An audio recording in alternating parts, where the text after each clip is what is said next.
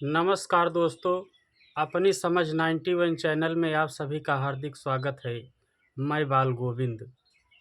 दोस्तों, आज अगर भारत के आर्थिक स्थिति का वर्णन किया जाए तो आप यह पाएंगे कि आज भी भारत देश में वो आर्थिक स्थिति वाली समस्याएं बनी हुई हैं।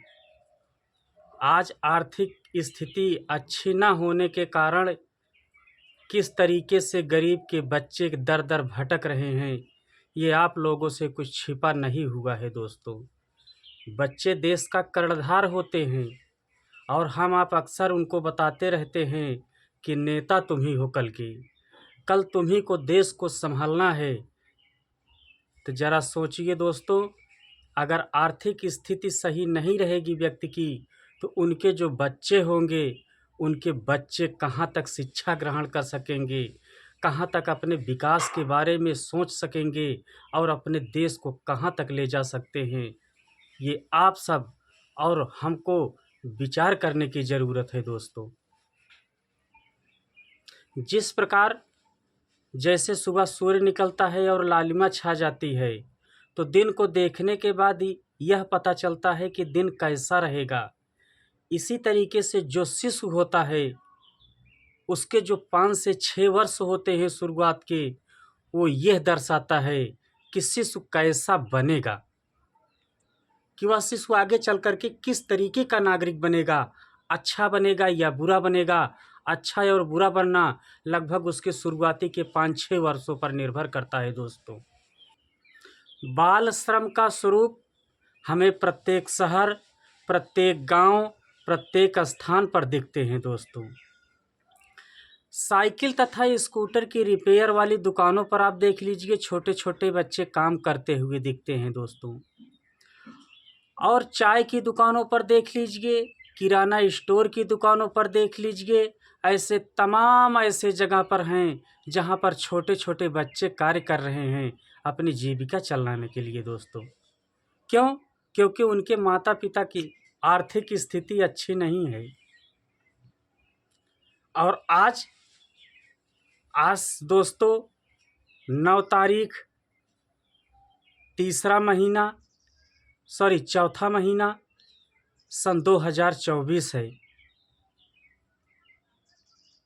अब सोचने वाली बात है दोस्तों कि इस समय भी आप इन कारखानों में, इन चाय की दुकानों में, इन होटलों में, इन गैरेज में आप चले जाइए तो आपको छोटे छोटे बच्चे मिलेंगे काम करते हुए, काम सीखते हुए।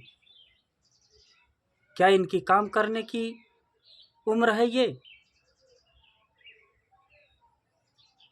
इनकी मजबूरी है दोस्तों कि जो समय इनका पढ़ने लिखने का होता है, उस समय ये काम करते हुए दिखाई देते हैं। आज के समय में सन 2024 में मैं बात कर रहा हूं दोस्तों। और कई जगह से मैंने सर्च किया गूगल पर, तो यह पाया कि इस समय भारत जो है विश्व की 5वीं अर्थव्यवस्था बन चुकी है। सोचने वाली बात है दोस्तों कि जिस समय विश्व की 5वीं अर्थव्यवस्था भारत की बनी हुई है, उस समय ये सब दशाएं मौजूद हैं, ये सब समस्याएं मौजूद हैं लोगों के सामने।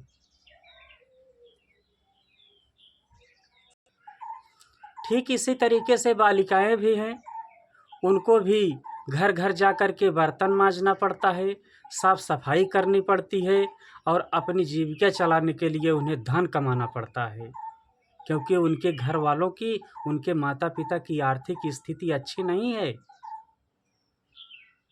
इसलिए उनको जो है घर घर जा कर के कार्य करना पड़ता है, तब जा कर के वो पैसा कमाते हैं, तब उनका जीवन चल रहा है। दोस्तों, इस कारण, इस आधार पर जो सरकारें हैं, जो संविधान है, कुछ ऐसी व्यवस्थाएं लागू की हैं। अनिवार्य प्राथमिक शिक्षा, आज प्राथमिक शिक्षा को अनिवार्य कर दिया है और एकदम फ्री ऑफ कॉस्ट बच्चों को शिक्षाएं दी जा रही हैं। आज यही सारा कारण है। पारिवारिक परिस्थितियां बाल श्रम को मजबूर करती हैं, विवश करती हैं कार्य करने के लिए। तो इस तरीके से जो छोटे छोटे बच्चे कार्य कर रहे हैं, इनका बचपन छिन जा रहा है। ये किताबों को नहीं समझेंगे, ये शिक्षाएं नहीं ग्रहण करेंगे, तो इनका भविष्य कैसा होगा, सोचा नहीं जा सकता है दोस्तों। तो आज भारत एक कृषि प्रधान देश है।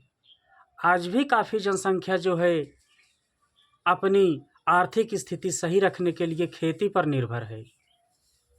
खेती से जो भी खाद्य सामग्रियां उत्पन्न करता है और उत्पन्न करके वह लोगों के बीच पहुंचाता है, लोगों को खाने पीने की व्यवस्था करता है, इससे उसकी आर्थिक स्थिति थोड़ा बरकरार रहती है। तो 1947 में जब हमारा देश आज़ाद हुआ, जब अपनी खुद की सरकारें बनने लगी, तब से भारत के लोग नौकरी करना शुरू कर दिए। कुछ लोग तो पहले नौकरी करना नहीं जाया करते थे, ज़बरदस्ती सरकार के आदमी उन्हें पकड़ करके नौकरी में ले जाया करते थे। कुछ लोग छोड़ करके चले जाते थे। तो सरकार ने देखा कि लोग नौकरी पर ध्यान नहीं दे रहे हैं, तो सरकार ने पेंशन योजना चालू किया। उस समय जो पेंशन योजना चालू की गई उसे ओपीएस कहा जाता है दोस्तों, ओल्ड पेंशन स्कीम। और लोगों को यहाँ तक नहीं पता था कि पेंशन क्या होती है। तो सरकार के अधिकारी कर्मचारियों ने बताया कि पेंशन क्या होती है। एक दिन जब आप बूढ़े हो जाएंगे, आपके अंदर काम करने की क्षमता नहीं रह जाएगी, उस समय आपको सेवानिवृत्त कर दिया जाएगा। और सेवानिवृत्त होते समय जो भी तनख्वाह आपकी रहेगी, लगभग उसकी आधी तनख्वाह आपको बिना कोई काम किए आपको घर बैठे सरकार देगी। तब लोगों की समझ में धीरे धीरे पेंशन आया कि पेंशन क्या होती है। लोगों ने नौकरी में इंटरेस्ट दिखाया, लोगों ने नौकरी करने में अपनी रुचि दिखाई।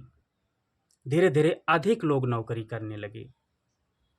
और अक्सर सुना जाता है दोस्तों, बहुत सारे लोग बताते हैं कि हम फला डिपार्टमेंट से नौकरी छोड़ के चले आए थे, हम फला डिपार्टमेंट से छोड़ के नौकरी चले आए थे।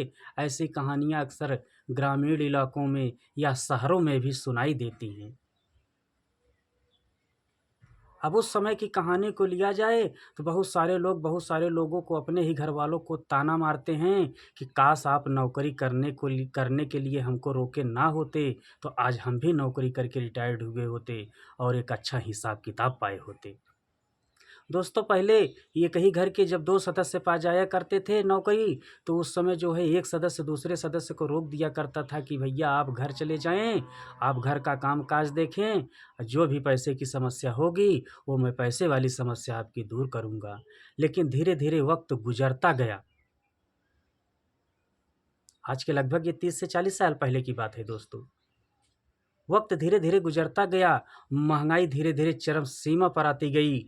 और वही जो कहे थे कि आप घर पे काम काज देखिए, हम पैसे की देख रेख करेंगे, जो पैसा लगेगा जहाँ पर, लेकिन आज वही लोग उस तरीके से नहीं ध्यान देते हैं, वो सारी बातें भूल चुके हैं। और जिन्होंने नौकरी छोड़ के बैठ गए हैं, आज उनको कितनी दिक्कतें हो रही हैं, ये तो वही व्यक्ति बता सकता है दोस्तों। हर व्यक्ति बिजनेस व्यापार नहीं कर सकता है। बिजनेस व्यापार में बहुत सारा पैसा लगता है, बहुत सारी मेहनत करनी पड़ती है। और यदि 10 लोग कोई बिजनेस शुरू करते हैं, तो केवल 3 ही लोग ऐसे होते हैं जो 10 सालों तक बने रहते हैं दोस्तों।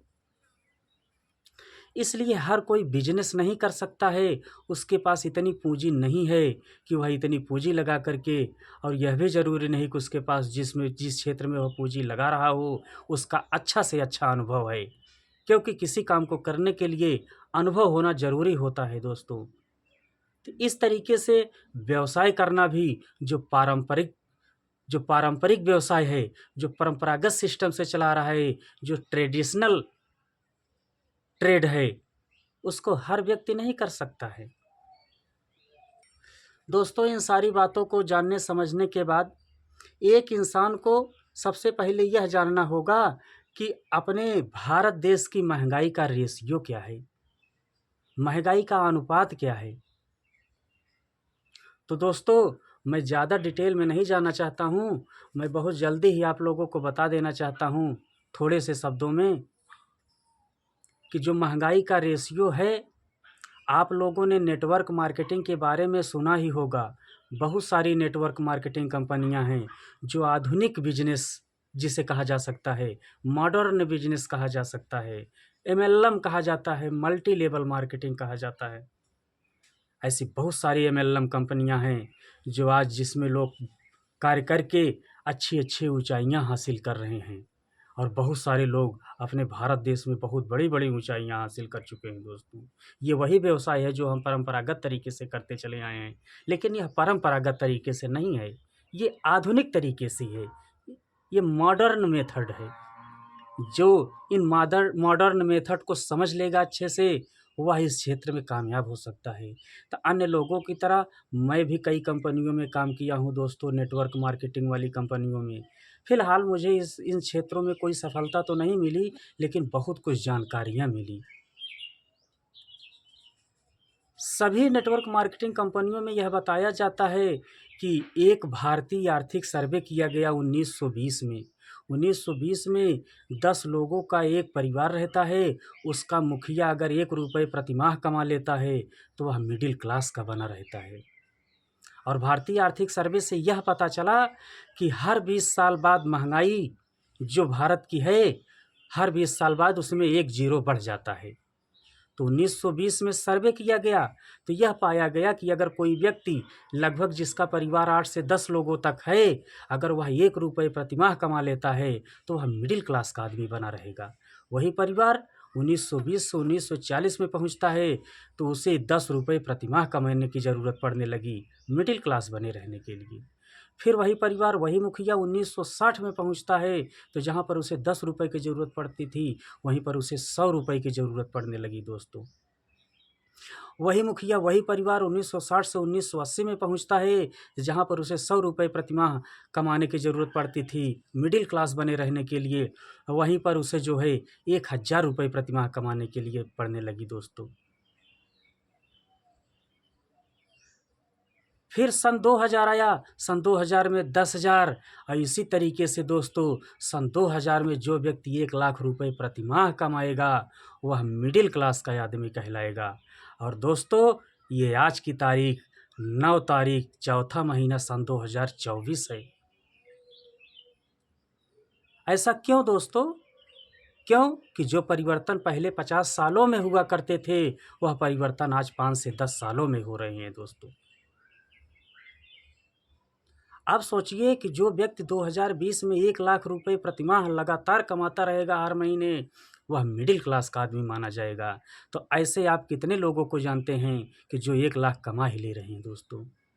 ऐसे बहुत कम लोग हैं जो मिडिल क्लास तक सरकारी नौकरियों में आप देख सकते हैं कि जो अभी भारतीय आर्थिक सर्वे की जो आपको रेशियो बताया मैंने दोस्तों, इस पर आप देखेंगे तो ऐसे बहुत सारे लोग हैं जिनकी पेमेंट 1,00,000 नहीं है। आज 2024 में भी नहीं है, जबकि यह 2020 का रेशियो है।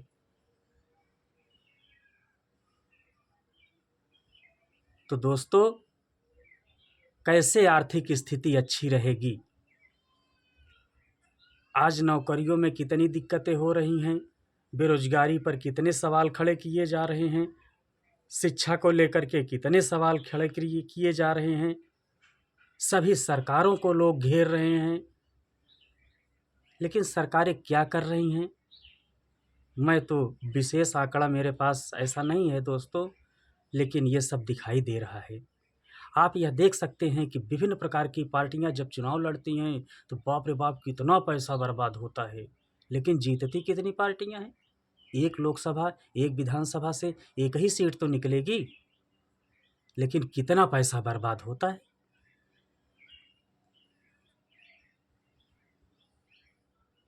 आज सरकारी नौकरी वाले भी सोचते हैं कि पार्ट टाइम में कहीं कोई बिजनेस खड़ा कर लिया जाए या कुछ ऐसा किया जाए कि जो है महंगाई को मात दे सके। आप ऐसे बहुत सारे लोगों को देख सकते हैं जो ₹1,00,000 से प्रति माह कम कमा रहे हैं, वो थर्ड क्लास की श्रेणी में माने जाएंगे। जो गरीब लोग हैं उनकी देख में वो अपने वो तो ठीक ठाक माने जाएंगे, लेकिन जो रेशियो है उस रेशियो के हिसाब से सोचा जाए दोस्तों तो उनकी ज़िंदगी थर्ड क्लास में जाएगी।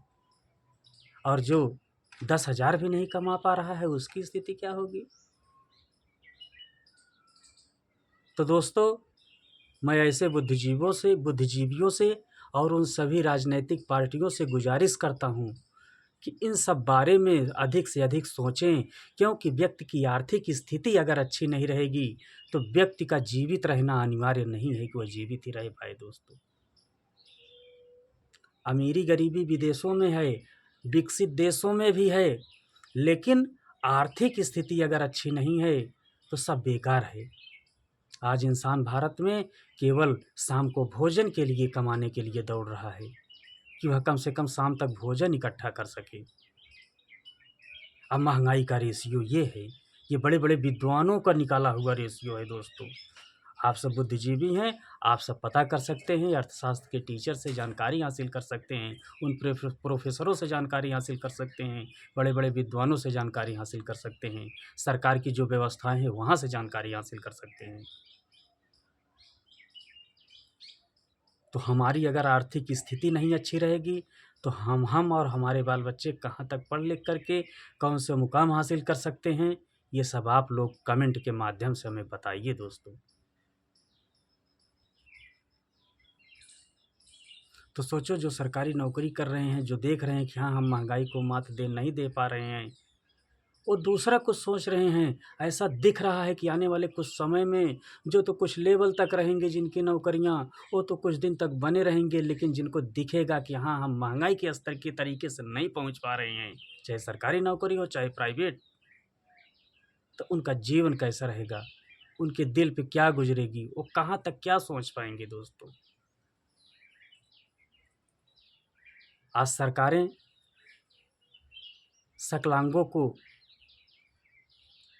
नौकरी देने में इतनी दिक्कतें हैं। फिलहाल सरकारें प्रयास कर रही हैं, लेकिन क्या कैसे प्रयास हो रहा है मुझे इसके बारे में विशेष जानकारी नहीं, लेकिन जो अपनी समझ में आ रहा है दोस्तों मैं ऐसा आपको बता रहा हूँ। और ऐसा बोलते समय, बात करते समय कुछ लोग तो यूँ कह देते हैं कि पैसा ही सब कुछ नहीं होता है दोस्तों। तो जो लोग ये कहते हैं कि पैसा ही सब कुछ नहीं होता है, तो वो लोग ये जान लें कि पैसा सब कुछ तो नहीं, लेकिन भौतिक सुख का सर्वोत्तम साधन होता है। आज इंसान गाय, भैंस, बकरी क्या क्या नहीं पाल करके अपना जीवन बिता रहा है। आज भी खेतों में लोग मजदूरी करने जाते हैं। आज भी लोगों को बहुत सारी दिक्कतों का सामना करके जो है शाम तक पैसा इकट्ठा करके लाना पड़ता है और अपना परिवार चलाना पड़ता है। तो दोस्तों, आज जो भारत की आर्थिक दशा थी, जो छोटे छोटे बच्चों का बचपन छिन जा रहा है, इस पर जो विचार थे मैंने आप लोगों के सामने रखा। बातें तो बहुत कुछ करना है दोस्तों, अगर बातों को बढ़ाऊं तो अभी बहुत कुछ बातें बढ़ेंगी, लेकिन आज जो अपना विचार रहा वो आप लोगों के सामने रखा। यदि आपको वीडियो अच्छा लगा तो वीडियो को लाइक करें, सब्सक्राइब करें, शेयर करें, बेल आइकन को दबाएं, ताकि हम जो भी वीडियो अपलोड करें वो आप तक सबसे पहले पहुंचे दोस्तों। धन्यवाद।